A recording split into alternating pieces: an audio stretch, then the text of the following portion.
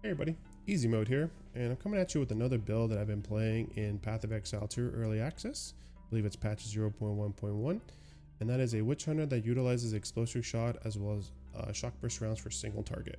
Now there are some builds out there already that kind of correlate with these two sort of skills. I believe there's some on Max Roll, there's a Deadeye one as well as a Witch Hunter one, there's a bunch of them on Mobile Linux, and I kind of just want to give you the variation that I've been building, kind of did some tweaks and changes to it that I believe could be super helpful for someone who's looking to improve this build.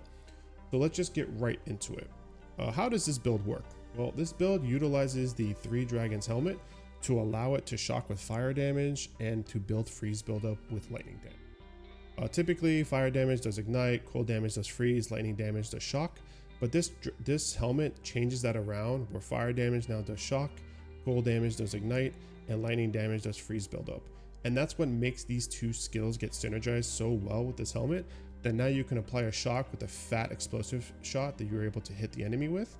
And then with that shock, you're then able to utilize shock burst round for single target, which is causing them to get freeze buildup to be frozen, to then allow you to go back to shock them, to shoot them with single target, to freeze them again, so on and so forth. And it's been super fun to play with in maps, as well as be doing the Citadel bosses with them. Another part of this build that you want to consider once you start heading to endgame is utilizing the Hand of Wisdom and Action gloves from the Breach Lord Esh. These gloves are busted. They're probably going to get nerfed next cycle whenever we do a new league with Path of Exile 2, because it gives you 1 to 10 lightning damage per 10 int on the gloves, and that's flat damage, and that's very powerful for this particular build because we need as much flat damage as we can to make shock burst rounds feel really good, and that is how we are able to start scaling. So a lot of the times, a lot of folks will be considering, hey, you should probably go strength and dex on this build to make sure you're able to use your gems. I actually made this build as sort of like a tri-attribute stacker. I focused on dex, I focused on int, and I made sure I had enough strength to be able to utilize my gems. So my character is pretty much sitting at almost like 200 of each stat. I believe it's like 200 dex, 215 int, and like 182 strength or something like that. And it just feels really well to be able to get all that flat damage to help you with your single target when you are using your shock burst rounds. To get into the actual build itself, one of the drawbacks for the build, in my opinion, is that you have to use 2 weapons in this build. And I know it kind of seems weird that you have to use 2 weapons because they gave you the ability to change your ammunition in the game when you just click on the reload button for shock burst or reload button for explosive shot. But each one of those particular shots needs some specifics on the passive tree to be more effective than it would if you were to kind of meld them together. And if you are considering taking this sort of like to the end game portion where you're farming T15s, fighting pinnacle bosses, so on and so forth, you do have to consider getting 2 different weapons so that you can have your weapon set points on your passive tree be focused for explosive shots and then be focused for shock burst rounds. We'll get more into detail of that when we get into the passive portion of this video, but do keep in mind that is one of the drawbacks of the build, is that you do have to have 2 weapons, and you typically would want to have 2 good weapons in your main hand as well as your weapon swap to be able to use your shock burst rounds on your weapon swap, and your main hand would be your explosive shot. If you can't have 2 good weapons, at least make sure your best weapon is in your shock burst rounds, because that's going to be what your single target's going to rely on. Let's go through the actual gems themselves in this video. So one of the pluses of the build is that you only need 2 6-links, and those 2 6-links are going to be part of explosive shot as well as shock burst rounds, and it's actually only 3 buttons for this build. as well. And you're only going to be using explosive shock, shock burst rounds, and emergency reload. So on explosive shot, you want to make sure that you're able to apply shock with it, and you want to do as much coverage and attack on it to be able to push those shocks on all the enemies around you. So you're looking at putting scatter shot, martial tempo, conduction, fire penetration, and lightning exposure on this particular build, because you want to make sure that your fire shots are always going explosive shots are always going out, and they're essentially the yin to the yang that is your shock burst when you are going to be doing single target. Explosive shot by itself clears ridiculously nice, as you can probably see in the video here, and you don't really need to add damage to it, because all you need to do is make sure you're able to pen, do some extra damage. It really does enough good damage as it is when it comes to it, because you can sort of, the AoE from the scatter shot kind of overlaps, and it does some really nice damage. The next gems you're going to be looking at here is your shock burst rounds. On the shock burst rounds, this is where you want to put make sure all your damage sort of be placed into it. So you're looking at lightning infusion for more lightning damage, concentrated effect for more area damage for the pulsing, heft to be able to get more max fizz damage on the actual shock burst rounds, because shock burst rounds does convert fizz to lightning damage. Primal ornament to get more elemental damage from this particular move, and then at the last one you're gonna want fresh clip, because that gives you percentage damage for how much you have reloaded for that skill, and depending on how you do your synergy, you can actually synergize that very well with emergency reload. I currently have 27 rounds in my shock burst rounds, so you're looking at 27% with the fresh clip.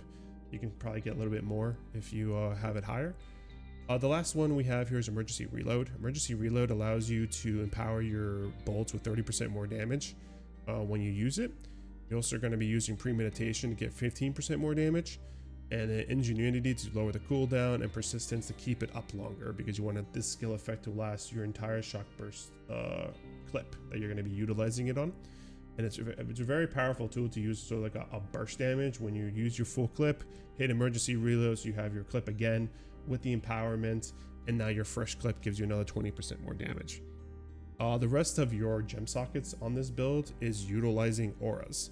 Now, right off the bat, we're going to be using Herald of Ice and Herald of Thunder to kind of bounce off of each other. This interaction in this particular beta is currently broken right now. You can have Herald of Thunder be triggered off of Herald of Ice and vice versa. So in our Herald of Thunder, it's a 5-link. We currently have Ice Bite, Innervate, Lightning Penetration, as well as Glaciation to be able to build freeze off of it, because we are trying to deal cold damage with it. And then on Herald of Ice, for popping of Herald of Ice, of course, we have Cold Penetration, Magnifying Effect, Cold Infusion, and Cold Mastery, just so we can get more damage as we do Heralds popping in maps. After that, we're going to have our standard Wind Dancer for evasion characters, where we have Blind, Maim, and Unbreakable in it. We have Overwhelming Presence to be able to lower the elemental thresholds for enemies around us. And then we actually also include Herald of Ash. Herald of Ash allows us to clear better with overkill damage, but we're really utilizing Herald of Ash to take full advantage of the passive tree node that's by Ranger called the Coming Calamity, where you get 50% more cold damage while you're affected by Herald of Ice, 50% more fire damage while affected by Herald of Ash, 50% more lightning damage while affected by Herald of Thunder. This sort of helps us increase the damage of our explosive shot, so that we can be able to apply shock and then be able to use more lightning damage when we're using shock burst rounds. Last but not least on the build, and it's also not mandatory for the build, but I believe it's probably in your best interest to have energy shield for a late game build, be a hybrid energy shield evasion, a hybrid evasion energy shield character, is utilizing Grim Feast. Grim Feast is broken. It's probably getting nerfed next patch. It allows you to sustain in maps, allows you to be very tanky in maps, and it also allowed me to drop Sorcery Ward that I don't feel like I needed anymore, because I have this extra layer of defense through the Grim Feast. Now, to kind of walk through the actual items themselves, as I mentioned earlier, you want to make sure that you're a hybrid ES evasion build. That hybrid, you could play armor evasion. Armor kind of sucks in this game. They said that they made it better in the patch by giving it like a 15% increase value or whatever. I still think it sucks. You can play a full evasion build if you wanted to, but I honestly would recommend trying to go to Energy Shield, because on the monk area by the tree that I'll show you in the passive tree, you can get a lot of high value starter starter nodes that will help you a lot with just your damage in general, as well as your survivability. And I feel like just going this hybrid approach of ES Energy Shield will help you a lot, because you know the Three Dragons is a hybrid, the Hand of Wisdom is a hybrid, so you're really just kind of compounding on top of each other to be able to get this sort of hybrid look. The rest of your gear is going to be kind of just filling out resists. What's really important, as you may have heard when I was talking about my gems, is having the spirit to be able to sustain all those gems. And you need to have a plus 50 spirit necklace, and at least at minimum a plus like I think 40 chest piece, or a plus like 35 chest piece. I currently have a plus 48 on my character, so I'm able to utilize cannibalism in my passive tree. So you could use that, but yeah, you would need like at least a 30 chest piece and a 50 necklace, or vice versa, 40 chest piece 40 necklace, to be able to make this work. And then again, as I mentioned earlier, you need 2 weapons to be able to do the weapon swap tech of this build. I do highly recommend doing the weapon swap tech, because ultimately the weapon swap tech allows you to focus your passive trees on specific things for those specific moves that kind of enhances their gameplay and enhances their power in this particular fashion. Now let's go over the passive tree here.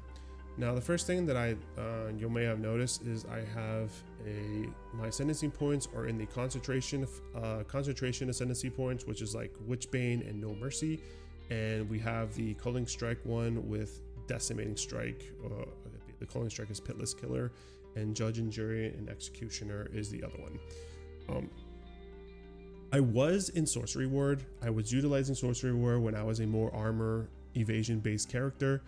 I wanted to utilize Sorcery Ward because it gave me like almost like 3.2k 3.3k extra sort of life, quote unquote, when it came to it blocking elemental damage, but I didn't feel like it was so powerful enough. And then when I swapped over to energy shield evasion, it kind of just didn't feel like it was worth it anymore. So I swapped over to be a much more offensive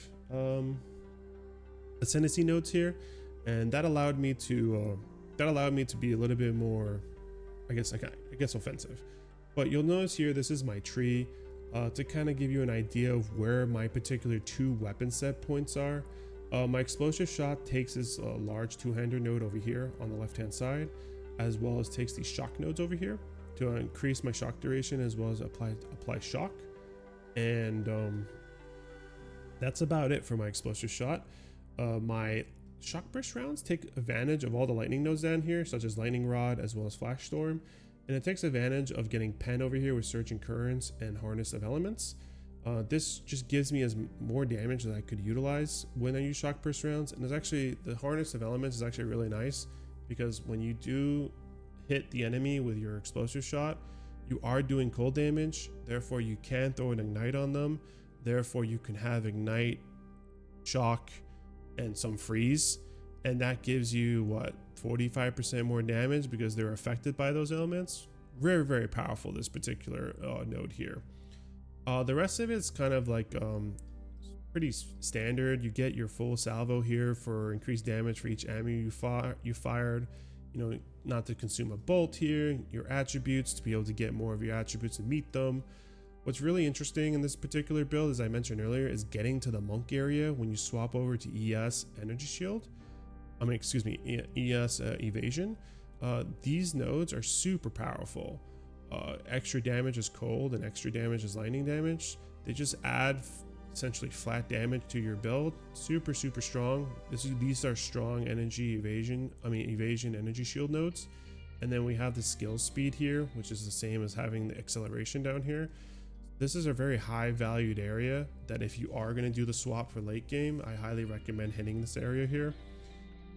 As I mentioned previously, the Coming of Calamity is another strong area as well, but it's your pretty standard passive tree here. Outside of that, to go over my items here, I do have a chest piece with like decent evasion. I do have 2 like 560 DPS weapons here that allows me to do my weapon swap. I have rings to fill up all my other sort of stats that I'm looking for. I try to get some flat damage in them as much as possible, so on and so forth. I have a belt here that allows me to cap my resistances, but you're pretty much utilizing these 2 uniques and having them fill out the rest of it with your gear here. Yep, outside of that, this has been a super fun build to play, and I do hope to be able to, I don't know, maybe get it to 95. This build is really fun to play in maps, and I just love working around, just shotgunning everything and blowing them up, so we'll see. Anyhow, that's the end of the video here. I hope you were able to enjoy sort of the new format. I try to show more gameplay in this video compared to my other ones, and hopefully you'll be able to like, comment, subscribe, and I'll try to make another video coming soon. Here now, bye.